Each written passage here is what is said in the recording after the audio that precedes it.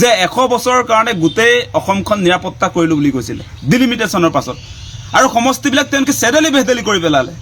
আৰু নিৰাপত্তা কৰিলো বুলি কোৱা আজি আপোনাৰ এবছৰ পাৰ হোৱা নাই তাৰ পাছত তেওঁ কৈছে এতিয়া বোলে ভাবুকি আছে তেওঁতো কৈয়ে দিছে যে হাতীগাঁও ৰৈ আছে বোলে একাংশ ডিলিমিটেশন কৰাৰ পাছততো অসমক বচাইছো বুলি কৈছিলে 100 বছৰ হিমন্ত বিশ্ব শৰ্মাই অসমক বচালে বুলি ক'লে নিৰাপত্তা দিলে বুলি ক'লে তাৰ পাছত আকৌ তেওঁ মানুহক ভয় খুৱাইছে যে হাতীগাঁৱত ৰৈ আছে যদি তুমি কি কৰি আছা তোমাৰ পুলিচ প্ৰশাসনে কি কৰি আছে কোন ৰৈ আছে হাতীগাঁৱত মানে বিজেপিৰ মাথাত এতিয়া এটা দুষ্ট বুদ্ধি খেলাইছে বিহাৰ নিৰ্বাচনৰ পাছত আমি লক্ষ্য কৰিছো মানে বিহাৰত যি ধৰণে SIRৰ নামত একাংশ ভ্ৰাম্যমান ভোটাৰ সৃষ্টি কৰি তেওঁলোকে গাড়ী দখল কৰিলে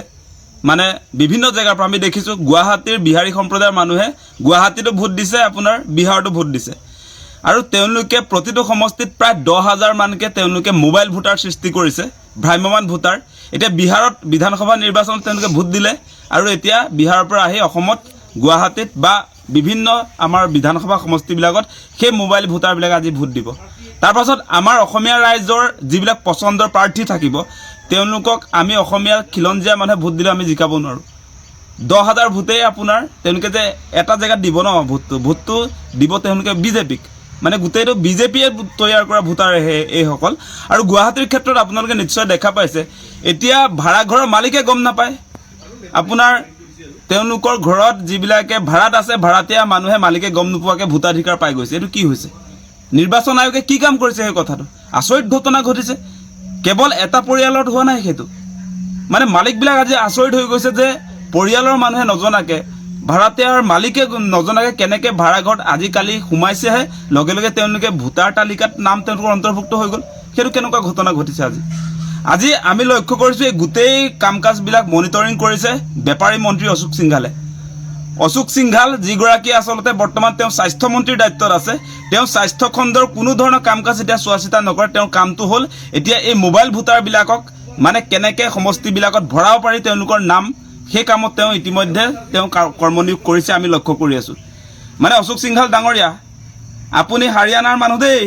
অসমৰ ভৱিষ্যত নিয়ন্তা কৰিবৰ কাৰণে অসমৰ ভৱিষ্যতটো আপোনাক আমি কোনো কাৰণতে এৰি দিব নোৱাৰো সেই কথাটো অতি স্পষ্ট এতিয়া আমি লক্ষ্য কৰিছো আপোনালোকে মানে আমাৰ যিবিলাক অসমৰ বাসিন্দা অসমৰ ভোটাৰ সেই সকলৰ নাম কৰ্তন কৰি এতিয়া যিবিলাক বিহাৰ উত্তৰ প্ৰদেশৰ পৰা দুদিন আগত আহিব তেওঁলোকৰ নাম আপোনালোকে ভোটাৰ তালিকাত অন্তৰ্ভুক্ত কৰি নিৰ্বাচনত জয় হোৱাৰ যি সপোন দেখিছে হেতু কেতিয়াও অসমবাসী ৰাইজে ফুলফিল হ'বলৈ নিদিয়ে আমি সকলোৱে এটা কথা এতিয়া চাই আছো টাউন বিলাকৰ সেই কথা বতৰাবিলাক হৈছে য'ত আপোনাৰ অসমৰ প্ৰায়বিলাক আমি টাউনবিলাক দেখিছো সেই টাউনবিলাকত সাংঘাতিক ধৰণে এই বিহাৰী যিবিলাক উত্তৰ ভাৰতীয় মানুহ বিহাৰীয়ে হওক আপোনাৰ মাৰোৱাৰী হওক যিবিলাকে ব্যৱসায় বাণিজ্যৰ কামত অসমত আছেহি তেওঁলোক আকৌ উত্তৰ প্ৰদেশ বা বিহাৰৰ ভোটাধিকাৰ আছে তেওঁলোকৰ আৰু সেই মানুহবিলাকে আজি অসমত আহি যি ধৰণে ভোটাৰ তালিকাত নাম ভৰাই পেলাই আপোনাৰ আমি পছন্দ কৰা যিবিলাক প্ৰাৰ্থী তেওঁলোকক হৰুৱাবৰ কাৰণে যিটো পৰিকল্পনা কৰিছে এনেকৈ গণতন্ত্ৰ জীয়াই থাকিব নে সেই কথাটো আপোনালোকে কওক যে গণতান্ত্ৰিক ব্যৱস্থা এটা এনেকৈ জীয়াই থাকিব নেকি যে আমি পছন্দ কৰা মানুহজনক আমি জিকাব নোৱাৰিম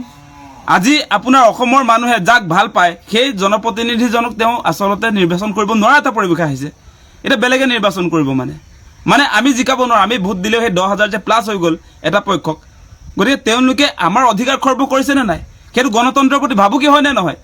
গতিকে SRৰ নামত যি ধৰণৰ এটা পৰিৱেশ বৰ্তমান সময়ত বিজেপিয়ে কৰিছে সেইটো কোনো কাৰণতে আমি মানি নলওঁ সেই কথাটো আমি স্পষ্ট কৰি দিছো আৰু আপোনালোকে নিশ্চয় দেখা পাইছে এতিয়া অচিনাকি মানুহ বুলি একাংশক যে দেখুৱাই আছে সেই অচিনাকি বুলি আমাৰ অসমৰ মানুহৰ মন মগজু আমাৰ চকু তেওঁলোকে বেলেগ ফালে ঢাল খুৱাই এতিয়া ভিতৰি বেলেগ অংক কৰি আছে ভিতৰি তেওঁলোকৰ বেলেগ অংক চলি আছে অচিনাকি মুগল বুলি বেলেগ প্ৰচাৰ এটা কৰি আনফালে যে আপোনালোকে দেখিছে যে তেওঁলোকৰ যিবিলাক ভোট বেংক সেই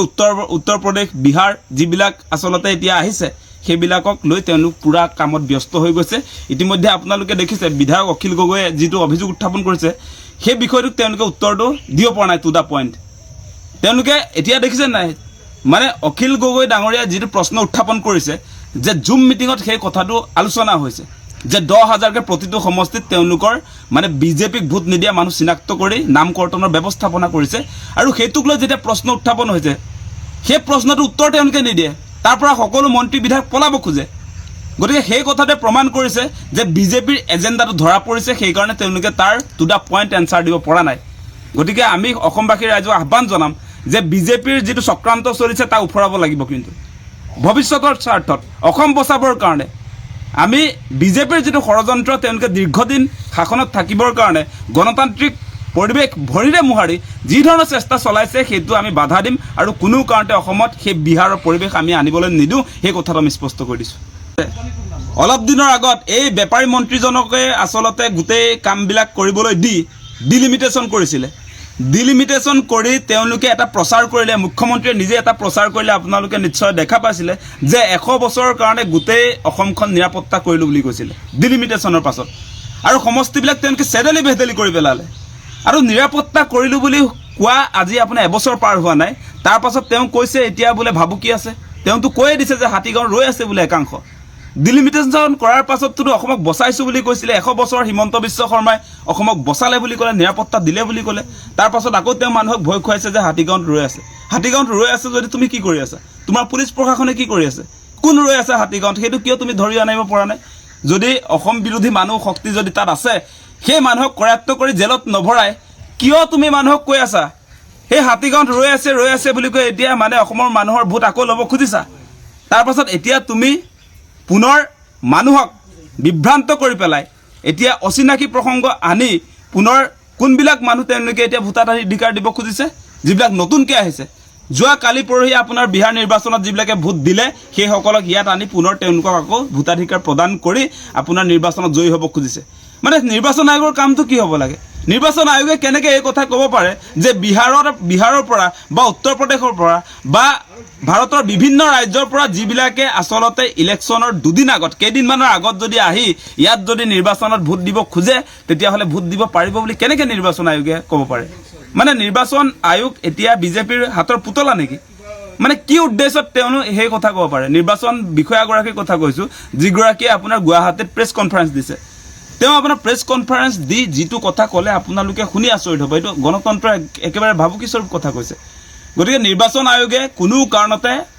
এই মানে বিজেপিৰ পুতলা নিচিনাকৈ ভূমিকা পালন কৰা উচিত নহয় তেওঁলোক এটা ইণ্ডিপেণ্ডেণ্ট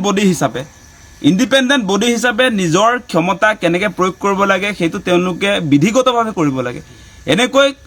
বিজেপিৰ ডিক্টেশ্যনত নিৰ্বাচন আয়োগ এনেকৈ ব্যৱহাৰ হোৱাটো কোনো কাৰণতে গণতন্ত্ৰৰ প্ৰতি শুভ লক্ষণ নহয় সেইটো ভাবুকি গতিকে কোনো কাৰণতে এনেকৈ অবৈধ যিবিলাক ভোটাৰ তেওঁলোকে এতিয়া ভোটাৰ তালিকাত সন্নিৱিষ্ট কৰিব খুজিছে সেইটো আমি কোনো কাৰণতে গ্ৰহণ কৰিব নোৱাৰোঁ আৰু অসমত সেই প্ৰেক্টিছ কৰিবলৈ নাহিব বিহাৰততো কৰিলেই আপোনালোকে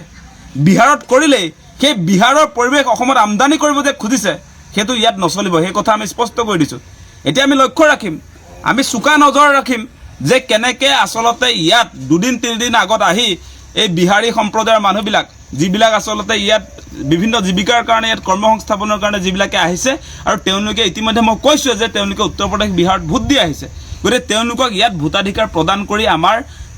ইয়াৰ লোকেল যিবিলাক মানুহ আমাৰ স্থানীয় মানুহবিলাকৰ যি অধিকাৰ সেইটো খৰ্ব কৰিবলৈ তেওঁলোকক কেতিয়াও দিয়া নহয় সেই কথা আমি স্পষ্ট কৰি দিছোঁ